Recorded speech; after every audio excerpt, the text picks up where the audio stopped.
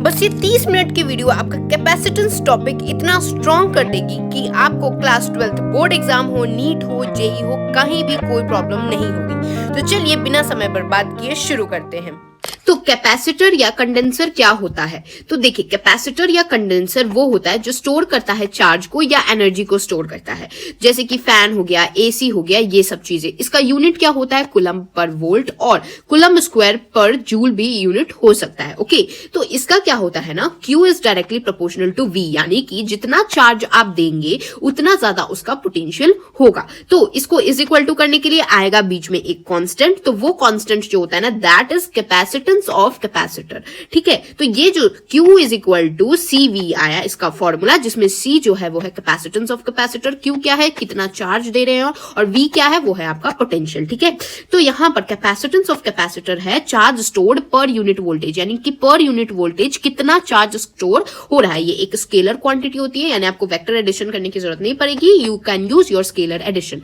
Generally यहां पर farad इसका होता है यूनिट, लेकिन हम लोग फैराड यूज नहीं करते हैं। हम क्या यूज करते हैं? माइक्रो फैराडे, नैनो फैराडे या पिको फैराडे का यूज करते हैं। ओके, ना capacitance of parallel plate capacitor. तो हमने कैपेसिटर लिया है दो पैरेलल प्लेट्स, तो अब इसका कैपेसिटेंस कितना होगा जानते हैं। तो देखिए, जब दो पैरेलल प्लेट्स होता है तो एक तरफ पॉजिटिव चार्ज, दूसरी तरफ नेगेटिव चार्ज। तो इस पे क्या है, प्लस Q या फिर प्लस सिग्मा हम लोग लिखेंगे, और यहां पर क्या है, यहां पर है हमारा माइनस सिग्मा या फिर माइनस Q है। तो यहां positive to negative electric field की डायरेक्शन कहां होती है? Positive to negative. तो यहां पर जब अंदर कोई चीज फील्ड नहीं है, यानी वैक्यूम है, तो वैक्यूम में क्या होगा, इलेक्ट्रिक फील्ड की डायरेक्शन क्या होती है? Positive to negative. तो इलेक्ट्रिक फील्ड की डायरेक्शन जाएगी पॉजिटिव टू नेगेटिव साइड। तो यहां E का क्या आता है फॉर्मूला? तो E is equal to sigma by epsilon naught is equal to Q by A epsilon naught. A क्या होता है? इस प्लेट का एरिया। बेसिकली आप ये प्लेट जो देख रहे हो 2D में है, एक्चुअल में ऐसा रखा रहता है 3Ds में। आप अगर इमेजिन आप कर सकते हैं, तो इसका जो एरिया होता है ना, ये जो एरियाज आप देख रहे हैं ना, ये एरिया होता है basically area of plate.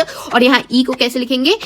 Sigma by epsilon naught, या फिर क्या लिख सकते हैं, Q by A epsilon not लिख सकते हैं। और एप्सिलॉन नॉट की क्या वैल्यू होती है, मैंने पिछले चैप्टर में भी आपको बता रखा है, दैट इज 8.85 इंटू 10 की पावर -12 होती है। तो इसका सिंबल आप यहाँ पर फोटो में भी देख सकते हैं कि ये किस तरीके से दिख रहा है, तो उसी तरीके से डिनोट भी कर देते हैं, दैट इज इस तरीके से डिनोट करते हैं। अब आप बैटरी और इसमें कंफ्यूज मत हो जाएगा। जैसे सेल होता है तो वो क्या होता है, एक छोटा एक बड़ा होता है, इस तरीके से आप लिखते हैं। लेकिन यहां पर जब आप कैपेसिटर की बात करेंगे तो दोनों इक्वल होगा और ऐसे लिखेंगे। तो इसमें कंफ्यूज मत होइएगा कि सेल कौन सी है, कैपेसिटर कौन सा है। तो देखिए, सिग्मा को हमने Q बाई A लिख दिया, और फिर यहां डिवाइडेड बाई एप्सिलॉन नॉट था तो एप्सिलॉन नॉट लगा दिया। तो सिग्मा क्या होता है, Q बाई A होता है, ये हम जानते हैं, और V is equal to ED होता है। तो इसको डिराइव करके, हम आपको डेरिवेशन नहीं करा रहे because this is a one shot lecture, तो डेरिवेशन करके एक और फॉर्मूला आता है, that is C is equal to A epsilon naught by D। A क्या है, एरिया है प्लेट्स का। एप्सिलॉन नॉट की वैल्यू मैंने बता दी है, दैट इज 8.85 इंटू 10 की पावर -12। और D क्या है, डिस्टेंस बिटवीन दीज टू। तो दोनों प्लेट्स के बीच का डिस्टेंस जो है वो क्या होता है, D होता है। तो ये एक फॉर्मूला आता है। तो आपको यहाँ कौन कौन से फॉर्मूला याद करने, एक तो ये फॉर्मूला याद करिए, that is E is equal to sigma by epsilon naught, या फिर Q by A epsilon naught होता है। और एक ये वाला formula, that is C is equal to A epsilon naught by D होता है। देख सकते हैं कैपेसिटेंस किस पे डिपेंड कर रहा है, एरिया पे, डिस्टेंस पे और एप्सिलॉन नॉट पे। यानी कि अगर आप डिस्टेंस बढ़ाएंगे तो कैपेसिटेंस घटेगा, अगर डिस्टेंस घटाएंगे तो कैपेसिटेंस बढ़ेगा। एरिया बढ़ाएंगे तो कैपेसिटेंस बढ़ेगा, एरिया घटाएंगे तो कैपेसिटेंस घटेगा। एप्सिलॉन नॉट अगर बढ़ाएंगे तो कैपेसिटेंस बढ़ेगा, एप्सिलॉन नॉट घटाएंगे तो कैपेसिटेंस घटेगा। तो यहां पर फॉर्मूला से कैपेसिटेंस बस 3 चीजों पे डिपेंड कर रहा है, that is area, epsilon not and D। किस पे डिपेंड नहीं कर रहा है, does not depend on charge end voltage, यानी आप कितना चार्ज दे रहे हैं, कितना वोल्टेज दे रहे हैं, इससे कैपेसिटेंस को फर्क नहीं पड़ता। Okay, now force between plates of capacitor. तो हमने दो प्लेट्स रखे हैं, इन दोनों के बीच में कितना फोर्स होगा बिटवीन प्लेट्स ऑफ कैपेसिटर जब पैरेलल रखे गए? तो इनका फोर्स आता है Q square by 2A epsilon not, और ये इंडिपेंडेंट होता है डिस्टेंस बिटवीन देम, यानी कि कितना डिस्टेंस है इनके बीच में, ये डिसाइड नहीं करता है कि दोनों में कितना फोर्स लगेगा। आप कितना भी दूरी रखिए, जो डिस्टेंस होगा वो कुछ भी मैटर नहीं करेगा, जो फोर्स होगा वो कितना आएगा, Q square by 2A epsilon not आएगा। नेट चार्ज, कैपेसिटर पे जो नेट चार्ज होता है वो 0 होता है, यानी टोटल जो अगर आप चार्ज देखेंगे तो नेट चार्ज यहाँ 0 आता है कैपेसिटर पे। और प्रेशर, अगर इलेक्ट्रोस्टैटिक प्रेशर कितना लग रहा है ये आप बढ़ेंगे तो ये होता है sigma square by 2 epsilon not. सकते सिग्मा बाई एप्सिलॉन नॉट जो होता है उसको हम लोग ई बोलते हैं, यानी इलेक्ट्रिक फील्ड बोलते हैं। तो इसका क्या होगा, सिग्मा बाई एप्सिलॉन नॉट को आप क्या लिख देंगे, E square epsilon naught by 2। तो ये एक फॉर्मूला आ गया। तो इस पेज पे क्या क्या फॉर्मूला है, एक ये वाला force between plates of capacitor जब पैरेलल रहता है, और यहाँ पर प्रेशर वाला फॉर्मूला है जहां पर electrostatic pressure that is E square epsilon naught by 2 या फिर sigma square by 2 epsilon not है। अब एनर्जी स्टोर्ड इन कैपेसिटर, यानी कैपेसिटर में कितना एनर्जी स्टोर्ड है। तो जो मैं आपको उस समय बोल रही थी कि देखिए सिंबल क्या यूज होता है कैपेसिटर के लिए, इस तरीके से सिंबल जहां पर दोनों लाइंस इक्वल रहेगी। तो don't confuse it with the cell, कि सेल में होता है एक बड़ा एक छोटा आपको दिखने को मिलेगा। तो यहां पर सेल ये है और ये है हमारा कैपेसिटर। तो कैपेसिटर में एक तरफ होगा पॉजिटिव क्यू, दूसरी तरफ होगा नेगेटिव क्यू। ये बैटरी से कनेक्टेड है तो ये वाला जाके यहाँ पॉजिटिव वाला हो जाएगा और ये वाला नेगेटिव हो जाएगा। ओके नाउ, तो ये है फॉर्मूला कि कितना एनर्जी स्टोर्ड होता है एक कैपेसिटर के अंदर, that is U is equal to Q square by 2c, that is equal to 1/2 CV square is equal to half QV के बराबर आता है। तो यहां जो बैटरी लगी है, इस बैटरी ने कितना वर्क किया है, तो वर्क डन बाय बैटरी कितना आता है, that is CV square QV that is equal to Q square by C। तो आप पूछेंगे कि जितना एनर्जी ये कैपेसिटर रख रहा है अपने पास, ये कुछ इस तरीके से है, लेकिन जो बैटरी वर्क कर रहा है, बैटरी वर्क ज्यादा कर रहा है और जो कैपेसिटर है वो चीजों को हाफ हाफ ही स्टोर कर रहा है। देखिए बैटरी जो है वो वर्क कर रहा है CV स्क्वायर, तो जो कैपेसिटर है वो स्टोर कितना है, CV स्क्वायर का आधा स्टोर कर रहा है। जो बैटरी है वो वर्क कर रहा है Q स्क्वायर बाई C, तो ये कितना स्टोर कर रहा है, that is Q square by C का हाफ स्टोर कर रहा है। देखिए यहां पर बैटरी वर्क कर रहा है QV, तो ये कितना स्टोर कर रहा है, हाफ QV स्टोर कर रहा है। तो इसका मतलब आधी चीजें कहां गई, आधी चीजें हीट प्रोड्यूस्ड में खत्म हो जाती हैं। तो हीट प्रोड्यूस होता है जो कि क्या होगा, इसका फॉर्मूला सेम, जो ये हाफ है तो ये वाला सब चीजें हाफ होंगी, यानी कि वर्क ये बैटरी तो पूरा करता है लेकिन कैपेसिटर एनर्जी आधा ही स्टोर करता है और आधी जो होती है वो कहां, हीट प्रोड्यूस हो जाती है। तो इसका फॉर्मूला यही वाला सेम होता है। ओके नाउ एनर्जी डेंसिटी क्या होती है, तो एनर्जी डेंसिटी को हम लोग स्मॉल u से डिनोट करते हैं, और किसी चीज की डेंसिटी निकाल रहे हैं तो एनर्जी को डिवाइडेड बाय वॉल्यूम कर देंगे। तो energy by volume is equal to, इसका फॉर्मूला होता है हाफ एप्सिलॉन नॉट E का स्क्वायर। तो यहां पर इससे हमें क्या पता चलता है कि एनर्जी जो है वो किसके फॉर्म में स्टोर हो रही है, इलेक्ट्रिक फील्ड के फॉर्म में स्टोर हो रही है। यहां पर इलेक्ट्रिक फील्ड लाइंस बनती है कैपेसिटर में जो कि एनर्जी को स्टोर करती है। अब कैपेसिटर को आप एक बार कॉम्बिनेशन करेंगे, ठीक है, यानी कि बहुत सारे, अभी तक जो मैंने आपको यहां बताया, यहां पर कैपेसिटर हमने सिंगल लिया है, अब हम क्या करेंगे, कॉम्बिनेशन, दो से ज्यादा कैपेसिटर्स को लेंगे। तो देखिए यहां पर कॉम्बिनेशन में पहला आता है सीरीज कॉम्बिनेशन। जैसे आपने अगर रेसिस्टर पढ़ा होगा, क्लास 10th में हम पढ़ते हैं, यहां भी 11th में भी मैं पढ़ाऊंगी अगले चैप्टर में। तो यहां पर अगर आपको 10th का थोड़ा बहुत भी याद होगा तो हम जो रेसिस्टर्स होते हैं उनको कॉम्बिनेशन में कैसे लगाते हैं, एक होता है पैरेलल कॉम्बिनेशन, एक होता है सीरीज कॉम्बिनेशन। वैसे ही यहां पर कैपेसिटर को भी हम दो तरीके से करेंगे, एक सीरीज कॉम्बिनेशन करेंगे, एक पैरेलल कॉम्बिनेशन करेंगे। तो सीरीज में क्या करेंगे, ये कैपेसिटर है C1, ये C2, ये C3, तो तीनों को एक लाइन यानी सीरीज में खड़ा कर देंगे। जबकि अगर आप पैरेलल में देखेंगे तो पैरेलल में क्या कर रहे हैं, एक दूसरे के आमने सामने खड़ा कर रहे हैं, ठीक है। तो यहां पर सीरीज में पहले बात करते हैं। तो सीरीज में क्या होता है ना कि जो भी हमारा वोल्टेज आता है वो वोल्टेज तीनों में डिवाइड हो जाता है, लेकिन यहां करंट सेम रहता है। देखिए जो करंट यहां से आएगा वो यहां पास कर जाएगा, यहां पास कर जाएगा, यहां पास कर जाएगा, यहां पास कर जाएगा और फिर यहां आ जाएगा। यानी करंट में तो जो चीज है वो सेम रहेंगी, यानी हर जगह यहां सीरीज में करंट सेम रहता है, लेकिन जो वोल्टेज होता है वो डिवाइड हो जाता है। यानी वोल्टेज यहां से गया, पहले इसको गया, फिर इसको गया, फिर इसको गया, तो ये क्या हो रहा है, वोल्टेज यानी पोटेंशियल डिफरेंस यहां पर डिफरेंट हो जाता है। इसलिए हम क्या करेंगे, आप पोटेंशियल डिफरेंस को ऐड करेंगे, क्यू को ऐड करके क्या करेंगे भाई, क्यू तो सबके लिए सेम है। तो जो सीरीज कॉम्बिनेशन जब हम करते हैं किसका, कैपेसिटर का, तो इसका फॉर्मूला बनता है 1/C series is equal to 1/C1 plus 1/C2 plus 1/C3 plus में जितने भी टोटल है, यहां पर 3 थे तो आप 1/C1 plus 1/C2 plus 1/C3 करेंगे। अगर 10 रहते तो 1/C10 तक करते, तो जितने रहे यानी Cn क्या है, जितने भी रहे आप उसको 1 करके ऐड करेंगे। तो ये अगर आपको थोड़ा सा याद होगा, जब रेसिस्टर में करते थे सीरीज में तो resistor 1 plus resistor 2 plus resistor 3 इस तरीके से करते थे, और पैरेलल में क्या करते थे, 1 resistor parallel is equal to 1 resistor 1 1 resistor 2 इस तरीके से करते थे। तो यहाँ कैपेसिटर में उसका उल्टा कर रहे हैं, सीरीज में हम लोग 1 करके करते हैं और पैरेलल में हम लोग नॉर्मल करते हैं। तो ये आगे बताती हूँ। तो देखिए इसमें भी दो सर्कमस्टांसेस बनते हैं। ये तो एक फॉर्मूला फॉर्मूला हो गया कि आपको याद कर लेना है। लेकिन अगर सिर्फ 2 कैपेसिटर रहते हैं तो इसका फॉर्मूला होता है सी सीरीज का C1 C2 divided by C1 plus C2 होता है। और अगर सारे कैपेसिटर आइडेंटिकल रहे, यानी कि ये कैपेसिटर जो है यानी C1 C2 के बराबर है, C2 C3 के, C4 C5 सब बराबर हैं, तो इसका फॉर्मूला बनता है C बाई N। N होता है कि टोटल आपने कितने कैपेसिटर्स लिए हैं। तो मान लीजिए ये C और ये C तीनों इक्वल होते तो हम क्या करते, कौन सा फॉर्मूला लगाते, C/3 करते। 3 क्यों लेते, C/N फॉर्मूला होता है। N क्या होता है, आप कितने कैपेसिटर ले रहे हो, तो यहाँ 3 लिया है तो यहाँ C/3 हो जाता। तो अब आपको समझ आ जाना चाहिए कि ये है नॉर्मल फॉर्मूला। स्पेशल केसेस अगर 2 रहे तो C1 C2 divided by C1 plus C2, और अगर आइडेंटिकल रहे तो C/N कर देते हैं। अब पैरेलल कॉम्बिनेशन की बात की जाए तो सीरीज में क्या था, Q सेम था, वोल्टेज डिफरेंट हो जा रहा था। लेकिन पैरेलल में वोल्टेज सेम रहता है। यहाँ देखिए वोल्टेज सेम है लेकिन जो Q है वो डिवाइड हो जाएगा। पहले Q यहाँ जाएगा और फिर यहाँ जाएगा, यानी यहाँ पर वोल्टेज सेम रहेगा यानी V सेम रहेगा, लेकिन Q डिफरेंट हो जाएगा। तो जो डिफरेंट होगा हम लोग उसको ऐड करेंगे। तो Q जो सप्लाइड बाय बैटरी कितना होगा, कैपेसिटर 1 के पास जाएगा, जो कैपेसिटर 2 के पास जाएगा और जो कैपेसिटर 3 के पास जाएगा। तो टोटल जो बैटरी सप्लाई कर रहा है करंट को वो कितना होगा, Q1 plus Q2 plus Q3 हो जाएगा। अब देखिए कैपेसिटर जब पैरेलल में होंगे तो इसका फॉर्मूला क्या बनेगा, इसका फॉर्मूला बनेगा C parallel is equal to C1 plus C2 plus C3 plus C4। Total जितने भी, जैसे अगर 5 रहते तो C5 लगते, अगर Cn तक लेते हैं। अगर सारे आइडेंटिकल कैपेसिटर हैं यानी कि C1 C2 और C3 तीनों का वैल्यू सेम है यानी कैपेसिटर सेम है, तो इसका फॉर्मूला बनता है C पैरेलल का that is equal to NC।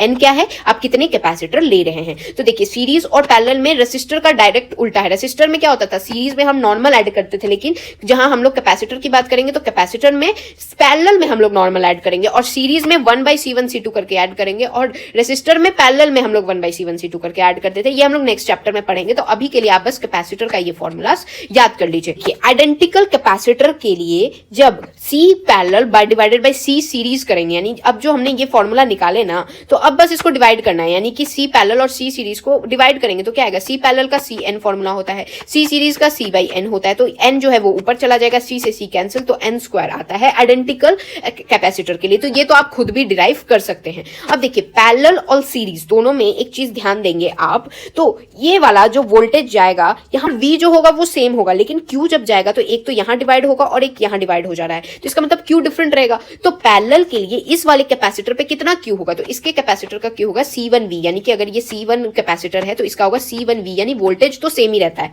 और इस वाले कैपेसिटर के लिए कितना होगा, अगर ये C2 कैपेसिटर है तो इसका Q यानी कि इसको कितना Q गया वो होगा C2V, यानी कि कितना वोल्टेज इनटू में कैपेसिटर की वैल्यू, और Q हम लोग इससे फाइंड कर लेंगे। तो बेसिकली पैरेलल में हमें Q फाइंड करना रहेगा, सीरीज में हम लोग को V फाइंड करना रहेगा।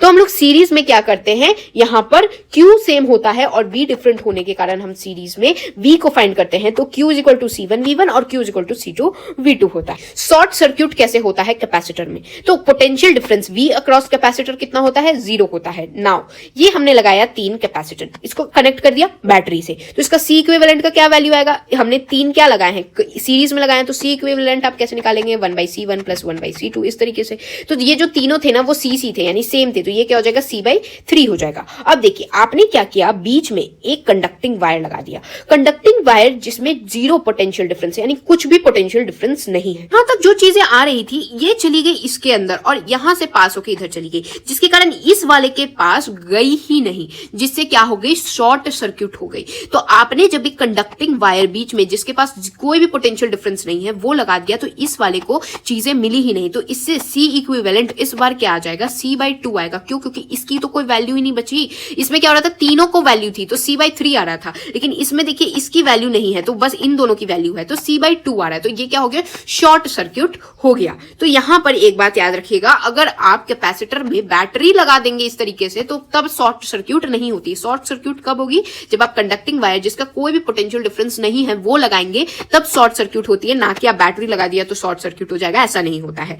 Now energy stored in combination, जब आप कॉम्बिनेशन होता है तब कितनी एनर्जी स्टोर्ड होती है। जब मैंने आपको सिंगल ही बताया था तो सिंगल तो ये मैंने U बताया था, है ना। अब जब टोटल लेंगे यानी जब आप चीजें कॉम्बिनेशन में, तो आप क्या लेंगे, टोटल का C इक्विवेलेंट निकालेंगे। अगर पैरेलल में होता है तो टोटल का C पैरेलल का निकालते हैं आप, तो यहां पर बस C की जगह आप इक्विवेलेंट लेके इसका टोटल एनर्जी आप निकाल लेंगे। अब sharing of charges and common potential, अब इसमें क्या होता है कि देखिए हमने एक कैपेसिटर लिया, इसको कनेक्ट किया बैटरी से, एक और कैपेसिटर लिया उसको भी कनेक्ट किया बैटरी से, फिर बीच में तारों को काट दिया। अब आप क्या करेंगे कि इसको और इसको मिला देंगे। तो अब क्या कर सकते हैं, या तो आप पॉजिटिव विथ पॉजिटिव मिला दे या नेगेटिव विथ नेगेटिव मिला दे, या फिर आप क्या करेंगे पॉजिटिव विथ नेगेटिव या फिर नेगेटिव विथ पॉजिटिव मिलाएंगे। तो दोनों सर्कमस्टांसेस को करके देखेंगे। हर सर्कमस्टांस हम क्या करें, पॉजिटिव को पॉजिटिव से और नेगेटिव को नेगेटिव से मिला रहे हैं। तो देखिए ये था पॉजिटिव नेगेटिव, ये था पॉजिटिव नेगेटिव, तो पॉजिटिव वाले को दोनों को पॉजिटिव से मिला रहे हैं और नेगेटिव नेगेटिव को साथ मिला रहे हैं। तो ये क्या हो गया C1V और ये हो गया C2V। यहाँ पर Q जो होती है वो कंजर्व होती है और कॉमन पोटेंशियल V आती है। तो इसका कॉमन पोटेंशियल की वैल्यू क्या आती है, C1V1 plus C2V2 divided by C1 plus C2 इसका फॉर्मूला होता है।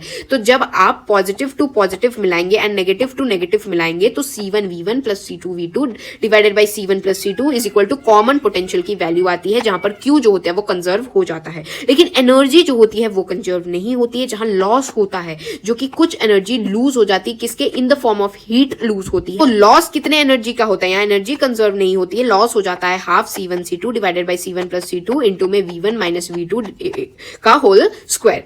अब जब आप positive to negative and negative to positive जोड़ेंगे तो क्या होगा, तो जब आप पॉजिटिव नेगेटिव नेगेटिव पॉजिटिव को साथ जोड़ेंगे, यहाँ पर V की जो वैल्यू आती है C1V1 minus C2V2 by C1 plus C2 होता है। तो यहाँ पर क्या आ रही थी, C1V1 plus C2V2 by C1 plus C2 हो रही थी। यहाँ पर भी सेम रहेगी, बस यहाँ माइनस का साइन लग जाता है। और क्यों, क्योंकि यहाँ पर जो V होता है ना ये नेगेटिव हो जाता है, तो यहाँ पर बस माइनस का साइन लगेगा। और लॉस कितना होगा, half C1 C2 divided by C1 plus C2 into में V1 प्लस V2 का होल स्क्वायर। तो यहाँ पर क्या चीज का डिफरेंस आया, यहाँ पर नेगेटिव था तो यहाँ पर इस बार पॉजिटिव है। तो लॉस कितने का हुआ, यहाँ पर बस आप पॉजिटिव का साइन लगा देंगे और V टोटल जो होगा वो कितना होगा, यहाँ माइनस का साइन लगा देंगे। बस यहाँ पर क्या है, यहाँ पॉजिटिव था और यहाँ नेगेटिव था, यहाँ उल्टा कर देंगे, यहाँ नेगेटिव है और यहाँ पॉजिटिव होगा। अब देखिए जंक्शन ऑफ कैपेसिटर क्या होता है। जंक्शन ऑफ कैपेसिटर के लिए ये है कैपेसिटर 1, ये है दूसरा कैपेसिटर। यहाँ पर वोल्टेज 1 है पॉइंट A पे, यहाँ पर वोल्टेज 2 है पॉइंट B के लिए, ये Q1 है और यहाँ Q2 होगा। तो जंक्शन पॉइंट है ये V वाला पॉइंट, तो V की वैल्यू क्या आएगी, V is equal to C1V1 plus C2V2 by C1 plus C2 आती है यहाँ V की वैल्यू। स्पेशल केस क्या होगा, जब आइडेंटिकल कैपेसिटर रहे यानी C1 C2 के बराबर है, दैट इज कुछ कैपेसिटर की वैल्यू है लेकिन दोनों इक्वल है। तो इक्वल के जब आइडेंटिकल कैपेसिटर आप लेते हैं तो इसकी वैल्यू आएगी V is equal to V1 plus V2 divided by 2 आती है आइडेंटिकल कैपेसिटर के केस में।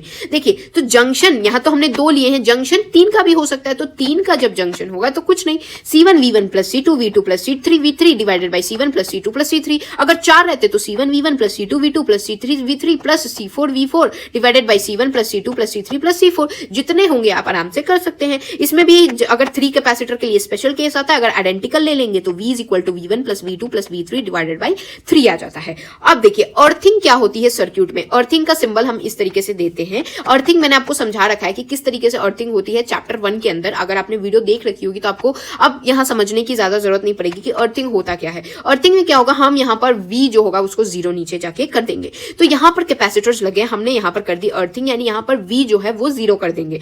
कहीं से भी आप अर्थिंग करिए वहां क्या हो जाती है, V 0 कर देते हैं। तो देखिए V जो अप्रोक्सीमेटली हम लोग 0 मानते हैं, क्यों, क्योंकि हम एक फॉर्मूला जानते हैं V is equal to KQ by R होती है।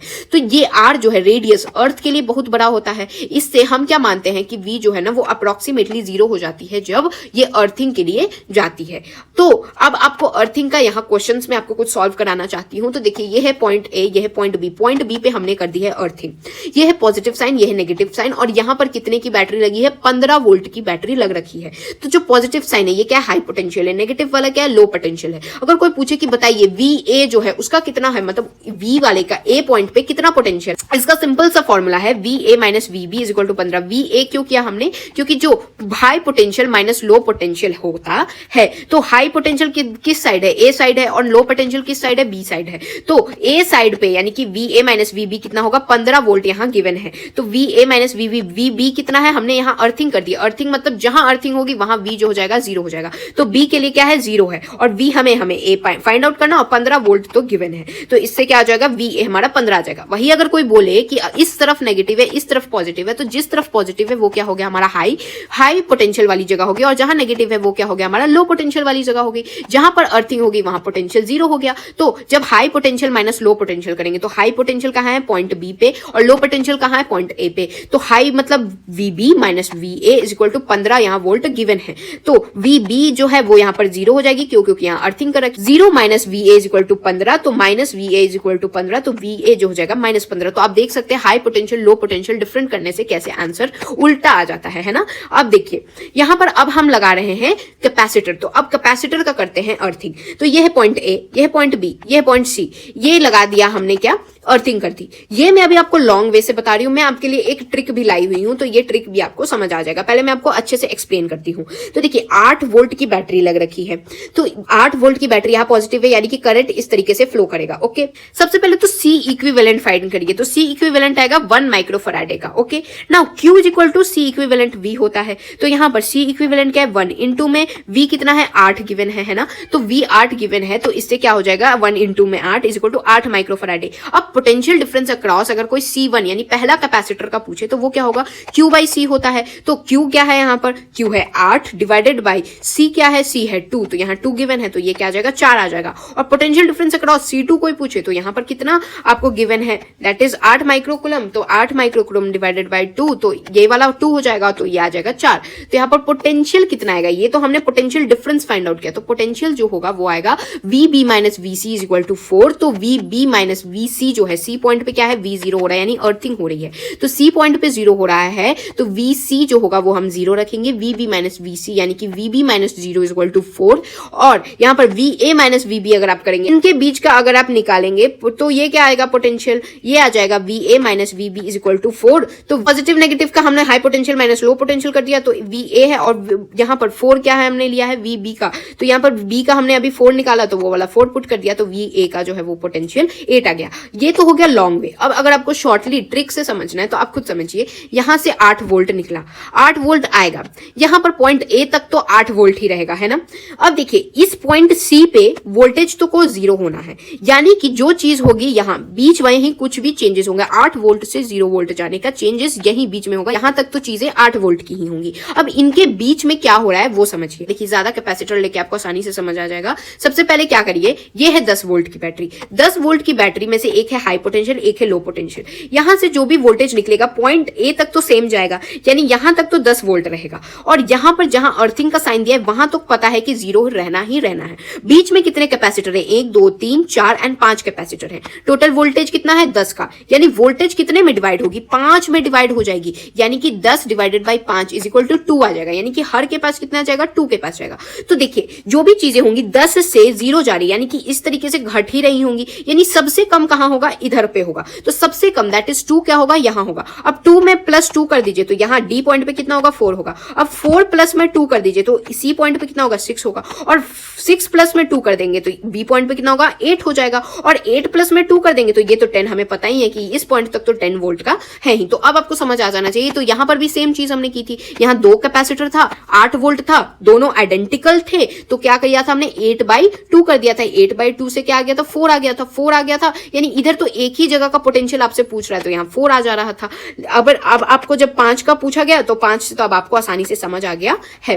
अब देखिए जैसे यहां पर हमने आइडेंटिकल कैपेसिटर लिए तो आराम से आपने 10 डिवाइडेड बाई सी कर दिया। अगर आपको डिफरेंट कैपेसिटर दिया रहता है, यहाँ 5 माइक्रोफैराडे का है, यहाँ 15 माइक्रोफैराडे का कैपेसिटर है, यहाँ पर सी पॉइंट पे अर्थिंग यानी यहाँ पर पोटेंशियल डिफरेंस आपने 0 कर दिया है, ए पॉइंट पे जो है वो वी क्या है 2000 वोल्ट रख रखा है। तो यहाँ आप क्या करेंगे, बी पॉइंट का पोटेंशियल निकालने के लिए आप क्या करेंगे, जंक्शन वाला फॉर्मूला निकालेंगे। दैट इज जंक्शन फॉर्मूला क्या होता है, V is equal to C1 V1 plus C2 V2 divided by C1 plus C2। तो यहाँ C1 V1 क्या है 5 इंटू में 2000 गिवन है, 2005 क्या है ये माइक्रो, और प्लस में क्या है 15 इंटू में V क्या गिवन है, यहाँ 0 गिवन है तो 0 डिवाइडेड बाई C1, और C2 क्या गिवन है 5 एंड 15, तो 5 प्लस में 15, तो V क्या आ जा रहा है 500 वोल्ट आ जा रहा है। अब बात करते हैं डाई इलेक्ट्रिक क्या होता है। तो डाई इलेक्ट्रिक वो इंसुलेटर होता है जो ट्रांसफर करता है इलेक्ट्रिक इफेक्ट को विदाउट कंडक्शन। तो ये दो तरह के होते हैं, एक होता है पोलर, दूसरा होता है नॉन पोलर। पोलर में क्या होगा, दोनों पॉजिटिव और नेगेटिव आपको अलग अलग दिखेंगे, यानी डाइपोल होगा इसके पास। तो डाइपोल क्या है, यहाँ पर 0 नहीं होता है, और यहाँ पर सबके पास कुछ ना कुछ डाइपोल है, यानी यहाँ डाइपोल 0 नहीं है। लेकिन नॉन पोलर के लिए क्या होता है, एक ही जगह पॉजिटिव नेगेटिव रहते हैं, जिससे कि डाइपोल नहीं होता है।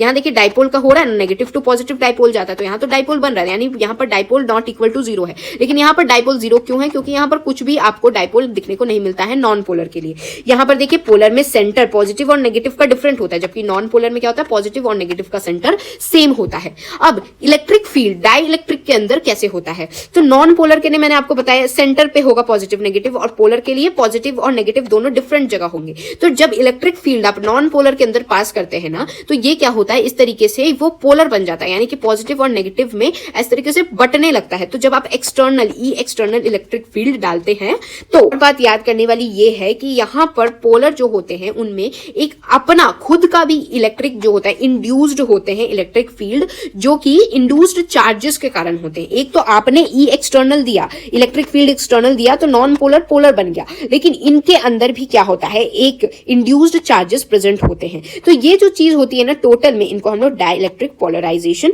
कहते हैं। तो यहाँ जो ई नेट होता है वो क्या होता है, ई माइनस में ई इंड्यूस्ड होता है, that is equal to E by K होता है। के क्या है, डाइलेक्ट्रिक कांस्टेंट है, और ई क्या है, ई है E induced, E electric field due to induced charges, यानी उनकी जो इंड्यूस्ड चार्जेस हैं उनके अंदर का क्या इलेक्ट्रिक फील्ड है। अब ई इंड्यूस्ड का फॉर्मूला होता है ई इंटू में 1 माइनस में 1 बाई के होता है।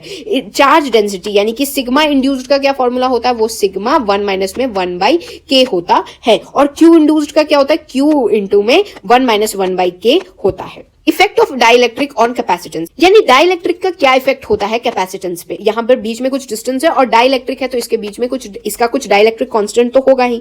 तो जब सिर्फ हवा थी प्लेट के बीच में, तो जो सी नॉट आता था वो क्या आता था, ए ई नॉट बाई डी आता था। लेकिन अब की बार आपने मीडियम को चेंज कर दिया, कुछ अंदर डाइलेक्ट्रिक रख दिया, तो इससे सी नॉट आप नहीं लिखेंगे, क्योंकि हम लोग प्योरली चीजों को नहीं ले रहे, हम क्या कर रहे हैं, अंदर कुछ चीज ले रखी है। तो अब की बार हम लोग एप्सिलॉन नॉट इसका लेंगे, तो C is equal to A epsilon by D आता है। तो आप क्या ध्यान देंगे कि जो सी होगा वो बड़ा होता है सी नॉट से, इसका मतलब कैपेसिटेंस जो है वो डिक्रीज कर गई है।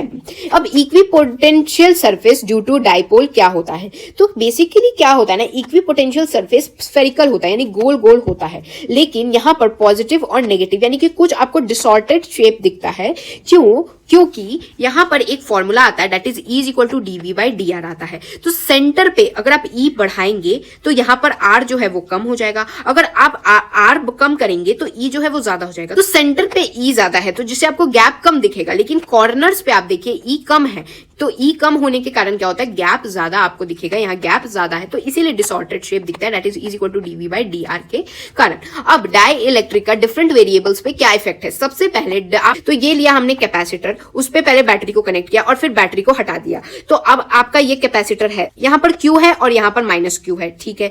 यहाँ पर बीच में आपने इंसर्ट किया डाई इलेक्ट्रिक कैपेसिटर के अंदर, दैट इज के सी नॉट हो जाएगा। यहाँ तक जब तक हवा थी तब तक तो सी नॉट था, जैसे आपने डाई इलेक्ट्रिक को डाला के सी नॉट हो गया। तो अब जब डालेंगे तो क्या चेंजेस आएंगे, तो वो देखिए क्या इफेक्ट्स आने वाले हैं। तो कैपेसिटेंस जो होगा वो इंक्रीज हो जाता है, चार्ज तो कांस्टेंट रहेगा, पोटेंशियल जो है क्यू बाई सी डिक्रीज होता है, इलेक्ट्रिक फील्ड डिक्रीज हो जाती है और पोटेंशियल एनर्जी डिक्रीज हो जाती है। इसको और आसानी से समझने के लिए देखिए, जब बैटरी कनेक्टेड होता है तो क्या होता है, तो यहां पर जब आपने पहले हवा थी, ठीक है, अब आपने इसके अंदर कुछ डाई इलेक्ट्रिक को डाल दिया है। यहां पर क्या किया था आपने, जब डाई इलेक्ट्रिक डाला था तो यहां पर बैटरी इसमें कनेक्टेड नहीं थी, अब की बार आपने बैटरी कनेक्ट कर रखी है, तो इससे क्या होगा, कैपेसिटेंस तो बढ़ेगा ही, दोनों केसेस में कैपेसिटेंस तो पक्का बढ़ना है। यहां पर पोटेंशियल कांस्टेंट है, लेकिन यहां पोटेंशियल डिक्रीज हो गया था, तो जब बैटरी कनेक्टेड नहीं थी तो पोटेंशियल डिक्रीज हो गया था, जबकि जब यहां पर जब पोटेंशियल सेम रहेगा, क्यों, क्योंकि यहां बैटरी कनेक्टेड है, यहां चार्ज इंक्रीज हो जाएगा, लेकिन यहां पर चार्ज क्या था, कांस्टेंट था, यहां चार्ज क्यों इंक्रीज होगा, क्योंकि यहां तो बैटरी कनेक्टेड है। यहां इलेक्ट्रिक फील्ड कांस्टेंट रहेगी, यहां पर देखिए इलेक्ट्रिक फील्ड डिक्रीज हो गई थी और पोटेंशियल एनर्जी भी डिक्रीज हो गई थी, यहां पर क्या होगा, पोटेंशियल एनर्जी इंक्रीज हो जाएगी और इलेक्ट्रिक फील्ड कांस्टेंट रहेगी। तो ये बैटरी कनेक्टेड और नॉट कनेक्टेड यानी आइसोलेटेड कैपेसिटर में अगर आप डाई इलेक्ट्रिक को इंसर्ट करेंगे तो क्या होता है। अब अगर क्वेश्चन में मेंशन्ड ना हो तो आपको हमेशा ही बैटरी डिस्कनेक्टेड वाला ही इमेजिन करना है, यानी कि ये वाला ही सिचुएशन आपको हर बार इमेजिन करना है, दैट इज डिस्कनेक्टेड बैटरी, अगर क्वेश्चन में गिवन ना हो तो। जब कैपेसिटर के अंदर आप कंडक्टिंग स्लैब फिल करेंगे, कंडक्टिंग स्लैब में जो डाई इलेक्ट्रिक होता है वो इन्फिनिटी होती है, तो अगर आप फुली फिल करेंगे या पार्शियली फिल करेंगे, फुली मतलब आपने कंप्लीटली फिल किया है और पार्शियली मतलब आपने कुछ जगहों पे फिल कर रखा है। तो देखिए कंडक्टिंग स्लैब का क्या होता है, डाई इलेक्ट्रिक इन्फिनिटी होता है, तो अगर आप फुली फिल कर देंगे तो कैपेसिटेंस कितना हो जाएगा, कैपेसिटर का जो कैपेसिटेंस होगा वो इन्फिनिटी चला जाएगा। अब देखिए पार्शियली अगर आप फिल्ड करेंगे तो पार्शियली में कुछ जगह पे आप फिल्ड किया है, यानी कुछ टी जगह पे आपने फिल्ड किया है और टोटल डिस्टेंस डी है, तो पहले सी नॉट जो था वो A E not divided by D था।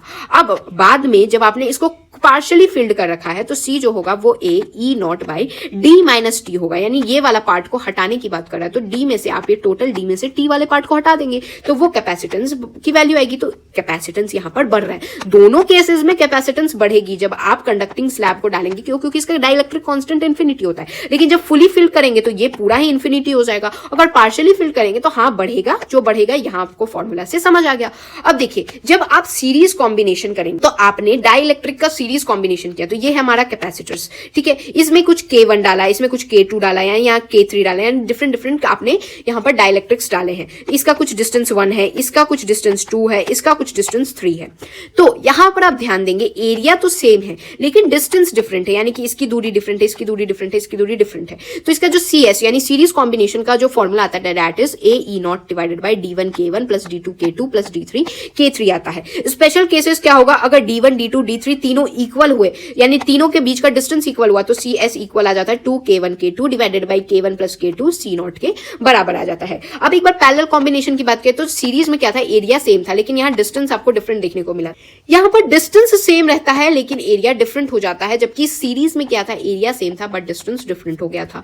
तो यहाँ पर देखिए, यहाँ K1 है कुछ भरा हुआ, यहाँ K2 है, यानी कि डाइलेक्ट्रिक यहाँ कुछ और है, यहाँ कुछ और है, इसका एरिया कुछ और है, इसका एरिया कुछ और है, लेकिन इसके डिस्टेंस, बीच का डिस्टेंस तो सेम है। तो यहाँ C पैरेलल की जो वैल्यू आती है that is E not K1 A1 plus K2 A2 divided by D आती है। स्पेशल केस कब हो जाएगा, जब दोनों का एरिया भी सेम हो जाए। अगर दोनों का एरिया सेम हो गया तो इससे क्या होगा, CP का वैल्यू आता है K1 plus K2 divided by 2 into में C नॉट आता है। तो ये हो गया आपने डाइलेक्ट्रिक को जब पैरेलल कॉम्बिनेशन, एक तो सीरीज और फिर पैरेलल में किया था। डाइलेक्ट्रिक स्ट्रेंथ ऑफ कैपेसिटर क्या होता है, जैसा नाम डाइलेक्ट्रिक स्ट्रेंथ, स्ट्रेंथ मतलब कितनी maximum electric field of capacitor can bear without ionising, यानी बिना आयनाइज या लीक हुए चार्जेस को, वो होता है डाइलेक्ट्रिक स्ट्रेंथ। नहीं समझ आया, समझाती हूं। तो ये है पॉजिटिव इस तरफ वाला प्लेट, इस तरफ वाला प्लेट नेगेटिव। यहां अगर आपको याद होगा तो जब हमने नॉन पोलर के अंदर से जब इलेक्ट्रिक फील्ड को पास कराया था तो ये पोलर बन गया था, यानी कि इस तरीके से टूटने लगा था। आप देख सकते कैसे स्ट्रेच होने लगा था। सिमिलरली तो यहां क्या होगा, अगर आप इलेक्ट्रिक फील्ड को बढ़ाएंगे तो यहाँ चार्ज की लीकेज होने लगती है, यानी कि बिल्कुल जैसे ये तो हो गया नॉर्मल कंडीशन, बिल्कुल अब टूट के ये क्या होने लगता है ना, लीक होने लगता है। तो यहाँ मीडियम जो बिटवीन प्लेट हो जाता है ना, वो कंडक्टर बन जाता है। तो पहले तो इंसुलेटर था लेकिन चार्ज के फ्री या लीक होने से पहले क्या होता है ना कि यहाँ पर पहले इंसुलेटर था लेकिन बाद में क्या बन जाता है, ये कंडक्टर बन जाता है। तो यही ये मैक्सिमम कैपेसिटी की कितना कैपेसिटी जो डाइलेक्ट्रिक का है, ताकि वो जो होगा वो डाइलेक्ट्रिक स्ट्रेंथ होगा कि वो कितना बियर कर पा रहा है बिना आयनाइजिंग या लीक होने से। जैसे लाइटनिंग क्या होता है कि एयर जो होता है वो नॉन कंडक्टर होता है, लेकिन जैसे ही लाइटनिंग यानी इलेक्ट्रिक फील्ड बढ़ती है वो बन जाता है कंडक्टर। कैसे कंडक्टर बन जाता है, यहाँ वही चीजें होती हैं, चार्ज का लीकेज होता है जिससे वो कंडक्टर बनता है। और जो बिजली गिर जाती है वो बिजली क्यों गिरती है, जब ऐसे तो एयर नॉन कंडक्टर है लेकिन जब हम इलेक्ट्रिक फील्ड यानी जब लाइटनिंग के कारण इलेक्ट्रिक फील्ड बढ़ जाती है ना, तो उससे एयर कंडक्टर बन जाता है। अब आप जान गए कैसे, क्यों, क्योंकि डाइलेक्ट्रिक स्ट्रेंथ होता है, एयर का कुछ डाइलेक्ट्रिक स्ट्रेंथ है, इलेक्ट्रिक फील्ड ने उस डाइलेक्ट्रिक स्ट्रेंथ को भी पार कर दिया और चार्ज को लीक करा दिया। स्फेरिकल कैपेसिटर की बात करते हैं तो स्फेरिकल कैपेसिटर में क्या होता है, तो C होता है वो होता है 4 पाई एप्सिलॉन नॉट R, जहां C होता है डायरेक्टली प्रोपोर्शनल टू R, यानी आप कितना रेडियस बढ़ाएंगे उतना ज्यादा कैपेसिटर बढ़ता जाता है यहाँ, ठीक है। और अगर किसी स्फीयर के अंदर एक और स्फीयर है तो इससे क्या होता है, अगर आपने बाहरी स्फीयर को अर्थिंग करा दी है, यानी रेडियस 2 वाले स्फीयर को अर्थिंग करा दी है और रेडियस 1 वाले को नहीं कराई है, तो इसका जो C की वैल्यू आती है 4 pi epsilon not R1 R2 divided by R2 minus R1 आती है। अब एक ये रेयर केस है, आपसे कोई पूछेगा नहीं बट स्टिल मैं आपको बता देना चाहती हूँ। अगर कोई इस तरीके से आपको दिखे, इस तरीके से शेप में, दैट इज सिलेंडर शेप में दिखे, जहां पर इसका छोटे वाले सिलेंडर का R1 रेडियस है और बड़े वाले सिलेंडर का R2 रेडियस है, तो इसका C जो होता है वो 2 pi epsilon not L by LN क्या होता है, ये लॉग का होता है चीजें, R2 बाई R1 होती है, डिवाइड में आप करेंगे तो ये होता है रेयर केसेस में आपसे पूछ लेगा। तो this was it for this video, I hope you guys understood. तो meet you guys in the next video, तब तक के लिए thanks for watching, don't forget to like, share and subscribe to my channel.